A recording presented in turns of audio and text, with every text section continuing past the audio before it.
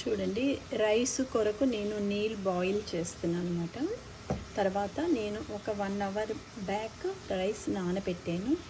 అన్నం వార్చుకొని తింటే చాలా మంచిది, అందుకనేసి నేను స్టార్చ్ తీసేసి రైస్ వండుతాను అనమాట. అది ఇప్పుడు మీకు చూపిస్తున్నాను. చూడండి, ముందుగా వాటర్ బాయిల్ చేసుకోవాలి. గంట క్రితం నేను బియ్యం కడిగి పెట్టేసుకున్నాను అనమాట. ఎప్పుడైనా మనం బియ్యం నానబెట్టుకొని అన్నం వండుకుంటే చాలా మంచిది.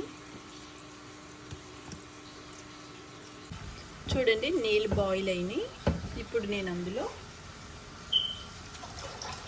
చూడండి అన్నానికి ఎసర పెట్టుకున్నాను కదా, నీళ్ళు బాయిల్ అయ్యాయి. ఇప్పుడు నేను నానబెట్టిన బియ్యం వేస్తున్నాను.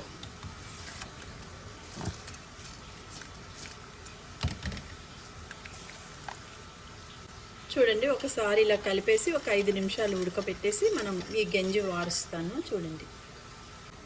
చూడండి అన్నం ఉడికిపోయింది. ఇప్పుడు నేను దీన్ని చూడండి అన్నాన్ని వారుస్తున్నాను.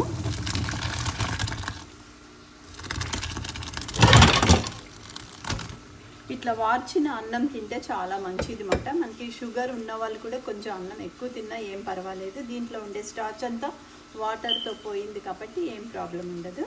చూడండి, స్టార్చ్ తీసిన అన్నము, వార్చిన అన్నం రెడీ. చూడండి అన్నం ఇట్లా వార్చుకుంటే చాలా మంచిది మాట.